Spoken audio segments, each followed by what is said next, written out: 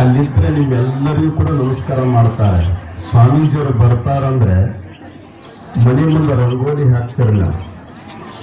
ನಾನು ಅಲ್ಲಿ ಬರುವಾಗ ಬಹಳ ಚಂದ ಒಂದು ಬರೆದಿದ್ರಲ್ಲಿ, ಎಲ್ಲಿಯಾದರೂ ಇವರು ಎಂತಾದರೂ ಇರಲಿನೋ ಕನ್ನಡವಾಗಿರು. ನಾವೆಲ್ಲರೂ ಕನ್ನಡದ ಮಕ್ಕಳಲ್ಲ ನಾವು.